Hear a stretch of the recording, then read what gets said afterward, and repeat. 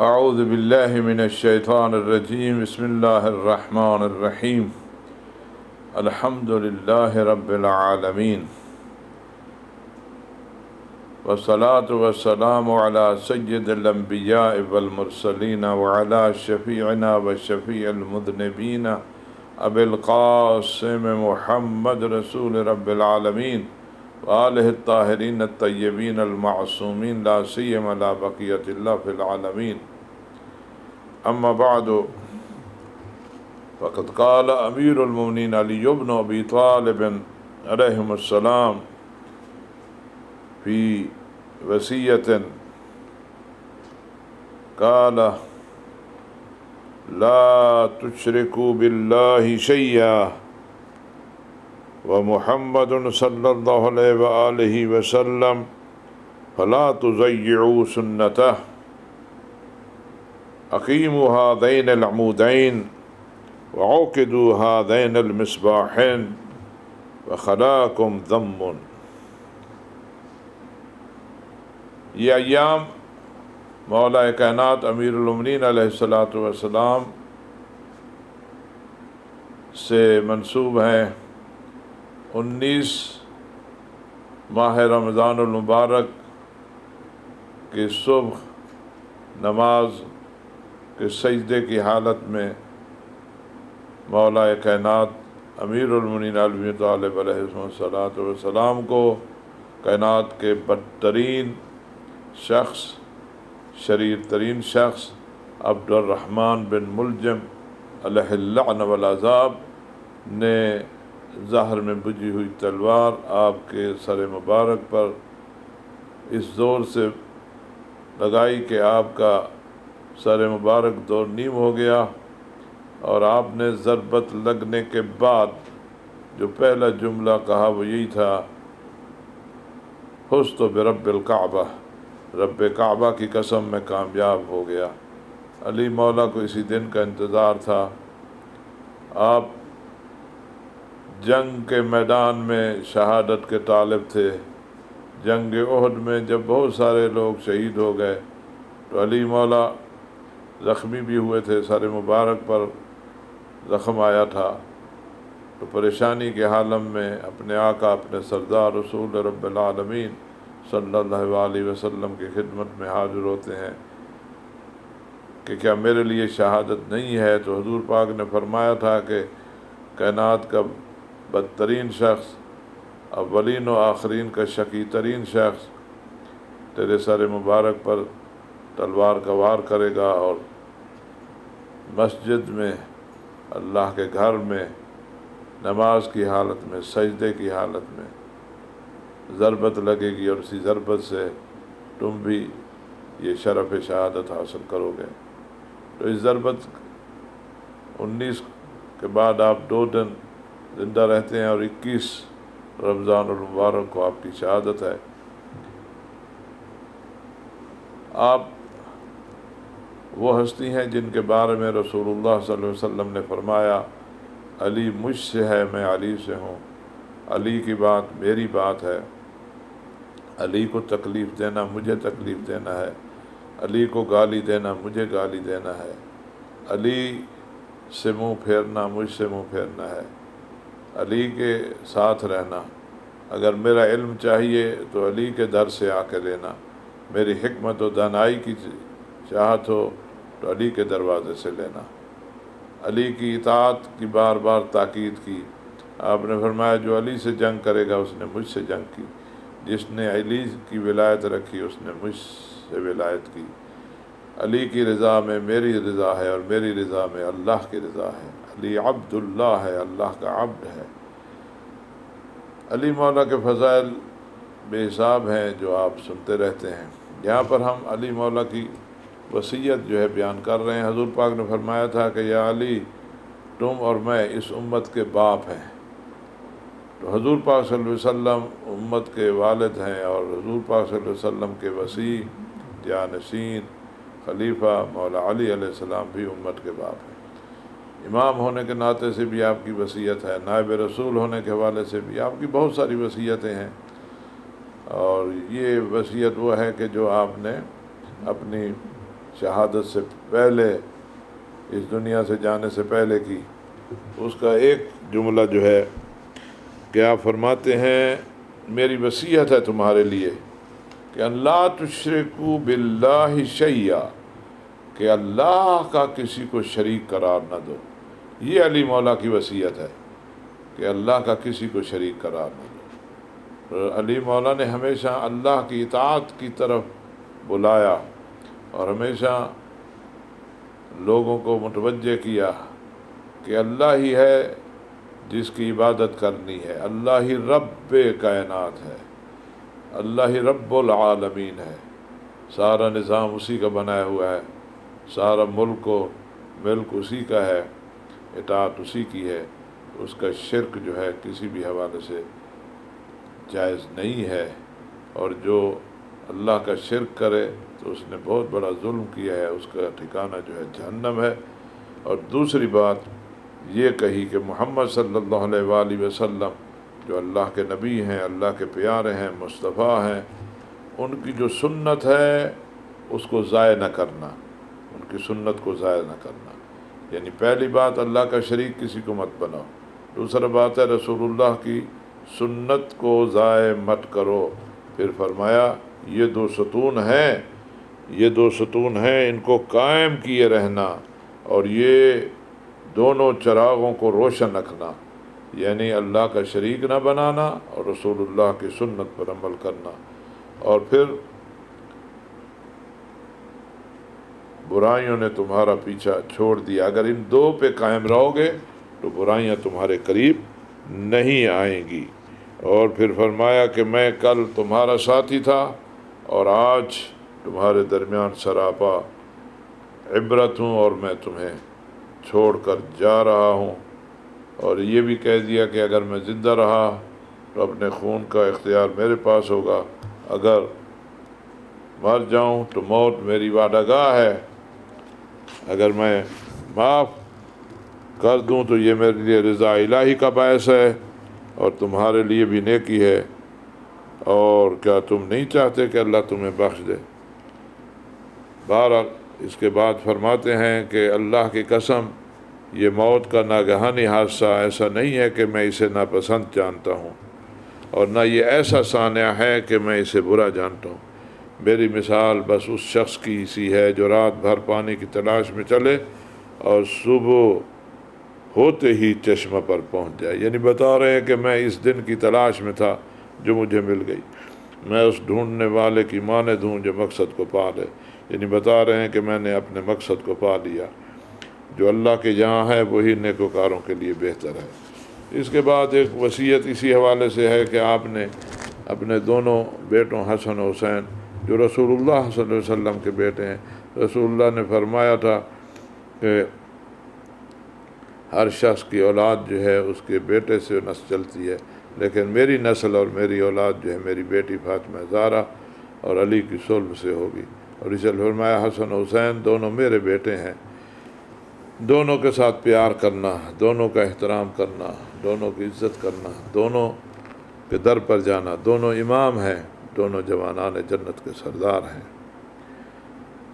دونوں امت کی شفاعت کریں گے، دونوں اسلام کے دشمنوں سے نبرد ازما ہوں گے، میدان جنگ پر رہیں، گھر پہ رہیں، دونوں جو ہیں امام ہیں۔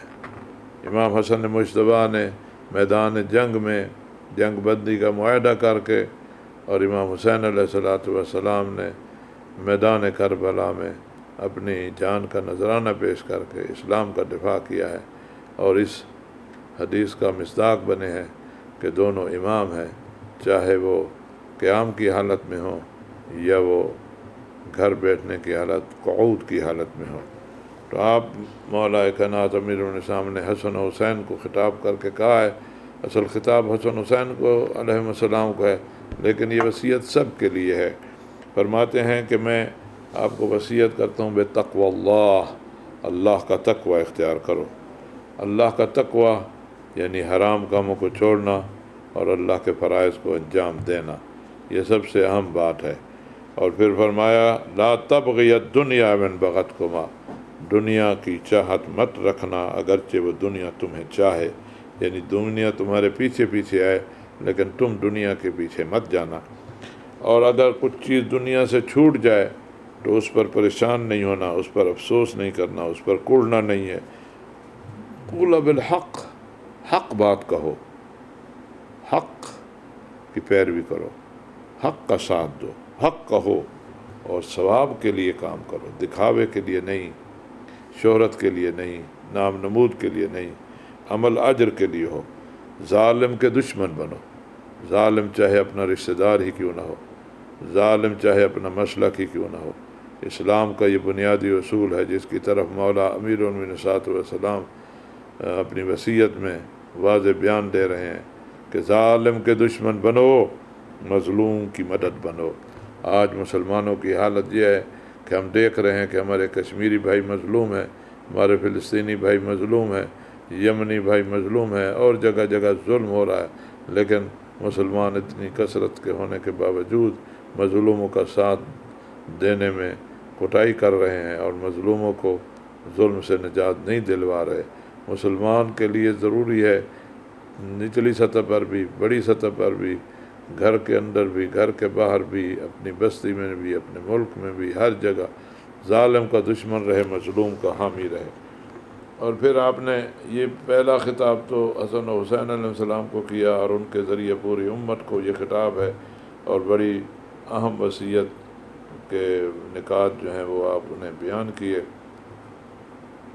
الہی تقوی اور دنیا کی چاہت اور محبت نہیں رکھنی چاہیے، دنیا سے کچھ چھوٹ جائے تو اس پہ افسوس نہیں ہونا چاہیے، حق بات کرنی چاہیے، حق کا ساتھ دینا چاہیے، اجر اور ثواب کے لیے عمل ہونا چاہیے، ظالم سے دشمنی اور مظلوم کی حمایت ہونی چاہیے۔ پھر فرمایا کہ یہ میری وصیت ہے میری پوری اولاد کے لیے، میرے خاندان کے لیے، اور جس کو میری یہ تحریر ملے اس کے لیے ہے، بتقوی اللہ و نظم امرکم۔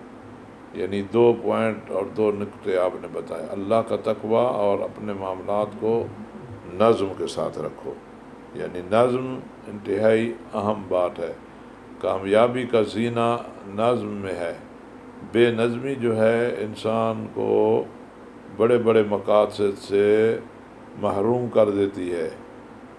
یعنی اگر آپ مادی دنیا میں بھی دیکھیں تو وہی لوگ کامیاب ہیں جن کے امور منظم ہیں، مرتب ہیں، حساب شدہ ہیں، اور جو الہی انسان ہوتا ہے اس کے تمام کاموں کی بنیاد اللہ کا تقوی ہوتا ہے، اللہ کی اطاعت ہوتی ہے، اللہ کے غضب سے بچنے کے لیے وہ ہمیشہ فکر مند رہتا ہے، اللہ کے حرام شدہ کو چھوڑتا ہے، اور اللہ نے جن امور کے انجام دینے کا حکم دیا ہے ان کو انجام دیتا ہے۔ تقوی الہی بنیاد بنتا ہے اور تقوی الہی کی بنیاد پر اپنے تمام امور کو منظم رکھتا ہے۔ اللہ تعالیٰ نے ایسے اعمال ہمیں یہ قرار دیے ہیں جو ہمیں نظم و ضبط کا درس دیتے ہیں۔ خود یہی روزہ، اس میں نظم کا سبق دیا گیا ہے کہ سحری کے وقت سے لے کر غروب آفتاب تک، رات چھا جانے تک اس نظم کے ساتھ ہم نے رہنا ہے، اور ان ایام پورے دن میں اور ان گھڑیوں میں وہ کچھ استعمال نہیں کرنا جس سے اللہ تعالیٰ نے منع کیا ہے۔ خود نماز پنجگانہ یہ بھی نظم کی ایک بہترین مثال ہے، اور یہ روزانہ ہمیں تربیت دی جا رہی ہے، وقت پر اٹھنا ہے، وقت پر نماز پڑھنی ہے، ترتیب سے پڑھنی ہے۔ تو اسی طرح ہمیں زندگی کے سارے امور کو منظم کرنا چاہیے۔ اگر منظم کریں گے تو کامیاب ہوں گے، اگر ہمارے امور میں تنظیم نہیں ہوگی تو ناکام ہوں گے۔ صلاح ذات بینکم، تیسری بات، آپس کے تعلقات سلجھائے رکھنا، جھگڑے میں مت پڑنا، کیونکہ رسول پاک صلی اللہ علیہ وسلم کا فرمان ہے صلاح ذات البین افضل من عامت الصلاۃ والصیام، کہ آپ نے فرمایا کہ رسول اللہ صلی اللہ علیہ وسلم کا ارشاد ہے کہ آپس کی کشیدگیوں کو مٹانا یہ عام نماز روزے سے افضل ہے۔ یعنی کشیدگی آپس میں نہیں ہونی چاہیے۔ ماہ رمضان کے اعمال میں ایک عمل جس کی بڑی تاکید ہوئی ہے وہ یہ ہے کہ اگر آپس میں آپ کے کوئی جھگڑے ہیں تو ان جھگڑوں کو ختم کرو، اگر ناراضگیاں ہیں تو ناراضگیوں کو ختم کرو، مومن مومن کا بھائی ہوتا ہے، مومن مومن سے پیار کرتا ہے، مومن مومن کے لیے رہنما ہوتا ہے، مومن مومن کو اذیت نہیں دیتا، مومن مومن کی غیبت نہیں کرتا، مومن مومن کی توہین نہیں کرتا، مومن آپس میں مل جل کر رہتے ہیں۔ پھر فرمایا دیکھو یتیموں کے بارے میں اللہ سے ڈرتے رہنا، ان کے کام و دہن کے لیے فاقہ کی نوبت نہ آئے۔ ایسا نہ ہو کہ یتیم موجود ہوں اور وہ فاقہ سے ہوں اور آپ پیٹ بھر کر کھائیں۔ تمہاری موجودگی میں یتیم جو ہیں وہ تباہ و برباد نہ ہوں۔ یتیم کے سر پر ہاتھ پھیرنا ایسا ہے کہ آپ کے ہاتھ کے نیچے جتنے بال آئیں گے اتنے برابر آپ کے گناہ معاف کر دیے جائیں گے۔ جو یتیم کی کفالت کرتا ہے تو قیامت کے دن جو اللہ کی رحمت کے سائے تلے ہوگا۔ یتیموں کی ہی ساتھ ہمدردی کے بارے میں بہت زیادہ تاکید وارد ہوئی ہے۔ پھر فرمایا اللہ اللہ فی جیرانکم، اپنے ہمسایوں کے بارے میں اللہ سے ڈرتے رہنا، کیونکہ ہمسایوں کے بارے میں تمہارے پیغمبر صلی اللہ علیہ وسلم حضور پاک کی بہت زیادہ تاکید ہے۔ آپ مسلسل ان کے بارے میں سفارش فرماتے رہتے تھے۔ ہم لوگوں کو یہ گمان ہونے لگا کہ آپ انہیں بھی ورثہ دلائیں گے، یعنی ہمسایوں کا اتنا خیال رکھنے کا حکم ہے کہ مولا علی فرما رہے ہیں کہ رسول پاک صلی اللہ علیہ وسلم نے اتنی تاکید کی کہ محسوس ہونے لگا کہ ان کو وارث بھی بنا دیں گے۔ ہمسائے کے بارے میں تو یہ ہے کہ اگر وہ غیر مسلم ہے اور آپ کا ہمسایہ ہے تب بھی اس کا حق کے ہمسائے کی جو ہے محفوظ ہے۔ ایسا نہ ہو کہ آپ پیٹ بھر کر کھا کے سو جائیں اور وہ بھوکے ہوں، آپ کے پاس کپڑے ہوں اور ان کے پاس پہننے کے لیے کپڑے نہ ہوں۔ جو دین ہمسایوں کے حقوق کی اتنی تاکید کرتا ہے وہ کس طرح اس بات کی اجازت دیتا ہے کہ ہم مسلمان آپس میں ایک دوسرے سے لڑیں، ایک دوسرے سے جھگڑا کریں، ایک دوسرے سے نفرت کریں۔ قرآن کے بارے میں اللہ سے ڈرتے رہنا، ایسا نہ ہو کہ دوسرے اس پر عمل کرنے میں تم پر سبقت لے جائیں۔ قرآن کتاب انسانیت ہے، قرآن میں انسان سازی کے نسخے ہیں، قرآن نے ہمیں انسان بننے کے گر بتائے ہیں، لیکن قرآن میں جو کچھ بتایا گیا ہے اس پر عمل کرنا ہوگا، اسے سمجھنا ہوگا۔ اور ماہ رمضان جو ہے قرآن کا مہینہ ہے، قرآن کی تلاوت کا مہینہ ہے، قرآن کی آیات میں غور و فکر کرنے کا مہینہ ہے۔ ایک آیت پڑھنے کا ثواب پورے قرآن پڑھنے کے ثواب کے برابر ہے باقی مہینوں میں۔ ایسا نہ ہو کہ قرآن میں جو انسان کی ترقی اور کمال کے ضابطے ہیں ان کو دوسرے لے لیں اور وہ انہی ضابطوں کی روشنی میں اپنے امور کو منظم کریں اور وہ کامیاب ہو جائیں مادی زندگی، دنیاوی زندگی میں۔ اور مسلمان جو ہیں قرآن کے بتائے ہوئے ضوابط اور اصولوں کو چھوڑ دیں اور قرآن کی رہنمائی میں جو ترقی کے زینے تھے ان پہ نہ چڑھیں اور ان کو نہ اپنائیں اور اس طرح ذلیل الخوار ہوں۔ نماز کے بارے میں اللہ سے ڈرتے رہنا، نماز دین کا ستون ہے۔ عقائد کے بعد سب سے پہلا سوال جو قیامت کے دن کیا جائے گا وہ نماز کا ہوگا۔ نماز جو ہے اللہ کے قرب کا وسیلہ ہے، نماز مومن کی معراج ہے، نماز جو ہے گناہوں کی بخشش ہے، نماز کی قبولیت سے باقی اعمال قبول ہوں گے، اور نماز اگر نہیں ہوگی تو کوئی عمل قبول نہیں ہوگا۔ نماز ہر نبی کی وصیت ہے اپنی امت کو۔ ائمہ اطہار نے اور حضور پاک صلی اللہ علیہ وسلم نے فرمایا نماز جو ہے شفاعت حاصل کرنے کا وسیلہ ہے، جس کے عمل میں نماز نہیں ہوگی اس کو شفاعت بھی نہیں ملے گی۔ اپنے پروردگار کے گھر کے بارے میں اللہ سے اللہ اللہ فی بیت ربکم لا تخلوہ ما بقیتم فإنہ ان ترک لم تناظروا۔ اللہ کے گھر کے بارے میں ڈرتے رہنا، اسے جیتے جی خالی نہ چھوڑنا، کیونکہ اگر یہ خالی چھوڑ دے گیا پھر عذاب سے مہلت نہ پاؤ گے۔ یعنی جہاں پر یہ تاکید ہے کہ کعبۃ اللہ میں حج بیت اللہ کے لیے جاتے رہو۔ روایت میں ہے کہ جس شخص پر حج واجب ہو جائے اور وہ حج نہ کرے اور جان بوجھ کر حج کا فریضہ ترک کر دے تو مرتے وقت اسے کہا جائے گا کہ یہودیوں کے مرو یا نصرانی ہو کے مرو، اسلام سے تمہیں کچھ نہیں ہے۔ اس طرح کعبۃ اللہ کی شبیہ جو ہے ہر جگہ مسجد موجود ہے، مسجد اللہ کا گھر ہے۔ ایسا نہیں ہے کہ گھر کے پاس مسجد موجود ہو اور آپ مسجد میں نماز نہ پڑھیں۔ مسجدوں کو خالی نہ چھوڑو، مسجدوں کو آباد رکھو۔ مسجدوں کی آبادی سے تمہاری آبادی ہے۔ مسجدیں جو ہیں تمہیں اللہ کی یاد دلاتی ہیں۔ مسجد جو ہے امن کی جگہ ہوتی ہے۔ مسجد جو ہے اللہ تبارک و تعالیٰ سے راز و نیاز کرنے کی جگہ ہے۔ جان، مال اور زبان سے راہ خدا میں جہاد کرنے میں اللہ کو نہ بھولنا۔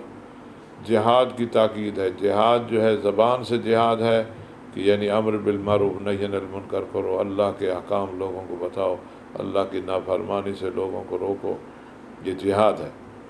مال کا جہاد یہ ہے کہ اللہ کی راہ میں خرچ کرو، اللہ کی راہ میں جو مومنین مشکلات میں ان کی مشکلات حل کرو، اللہ کی راہ میں جہاد پر جانے والوں کی مدد کرو، اللہ کے دین کی حفاظت کے لیے، کتابوں کی اشاعت کرنے کے لیے، دین پر مبنی جو مطالب ہیں ان کی اشاعت کے لیے مال خرچ کرو۔ مال کو پیارا نہ کرو۔ مال دین ہے تو مال بھی مفید ہے، اگر دین کو نقصان پہنچے تو اس مال کا کوئی فائدہ نہیں ہے۔ مال اللہ کا دیا ہوا ہے، اللہ کے دیے ہوئے مال سے اللہ کے عیال جو کہ فقراء اور مساکین ہیں ان پر خرچ کرو۔ اللہ فرماتا ہے مال میرا مال ہے، یہ فقراء جو ہیں میرے عیال ہیں، اگر تم میرے مال سے میرے عیال پر خرچ نہیں کرو گے میں تمہیں جہنم میں پھینکوں گا اور کسی کی پرواہ بھی نہیں کروں گا۔ اور جان کا نذرانہ جہاں دین کی خاطر دینا پڑے تو جان کا نذرانہ دینے کے لیے بھی آمادہ رہو۔ اور جہاد بالنفس اس پر بھی توجہ رہے، کیونکہ انسان کے اندر بھی ایک شیطان بیٹھا ہے اور یہ بہت خطرناک ہے، اور اس سے ہمیشہ مقابلے میں رہو اور اس کو اجازت نہ دو کہ وہ اپنی خواہشات جو ہے ان کو بالادست کر کے مسلط کرے اور اللہ کی اطاعت تم سے چھڑا دے۔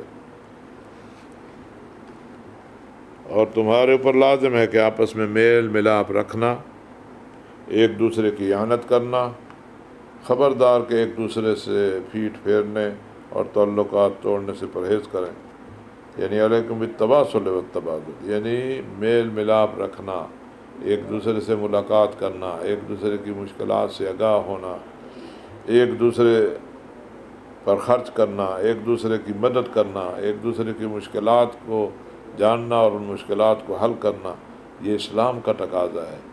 یہ اس سے معاشرے میں پیار اور محبت فروغ پاتا ہے، اس سے معاشرہ مستحکم ہوتا ہے، اس سے نفرتیں ختم ہوتی ہیں۔ ایک دوسرے سے پیٹھ نہ دکھاؤ، ایک دوسرے کے معاملات سے لا تعلق نہ رہو، ایک دوسرے کی مدد سے فرار مت کرو۔ پھر فرمایا وَلَا تَتْرُكُوا الْأَمْرَ بِالْمَعْرُوفِ وَنَهْيًا عَنِ الْمُنكَرِ فَيُوَلَّ عَلَيْكُمْ شِرَارُكُمْ۔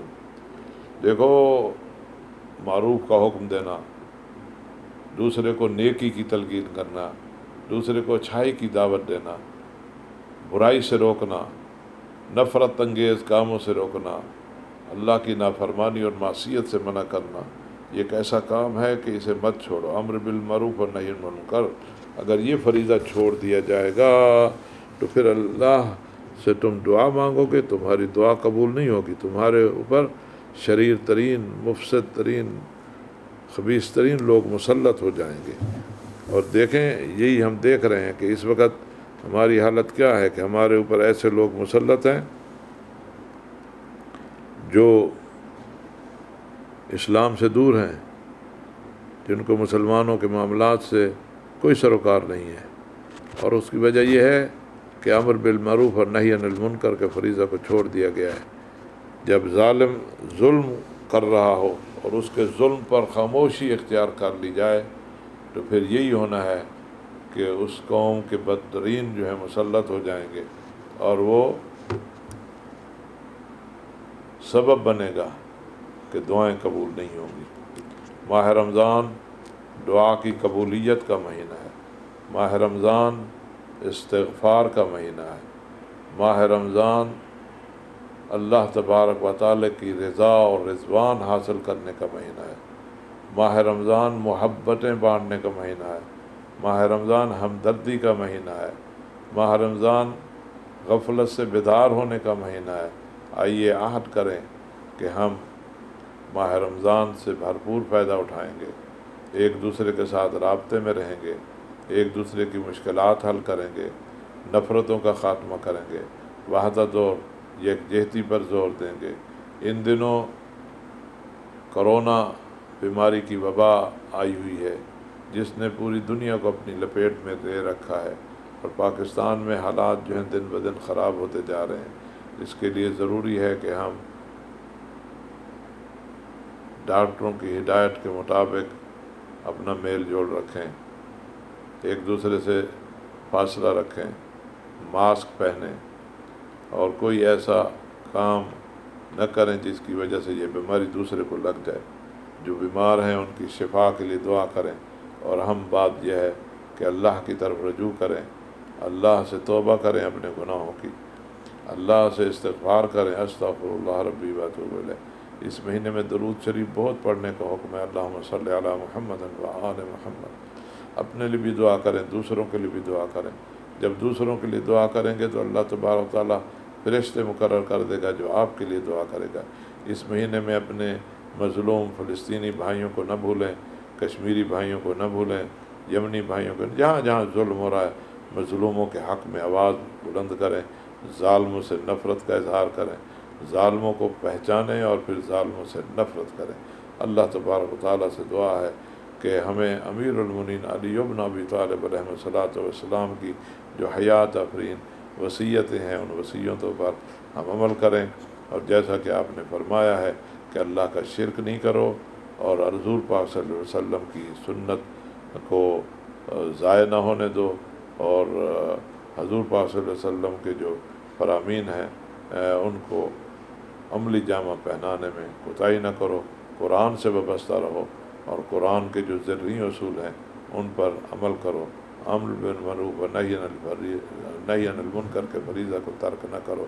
اللہم عجل لولیک الفرج واجعلنا من انصارہ وعوانہ ولا تجعلنا من مخالفیہ ومعاندیہ۔ اللہم صلی علی محمد و آل محمد۔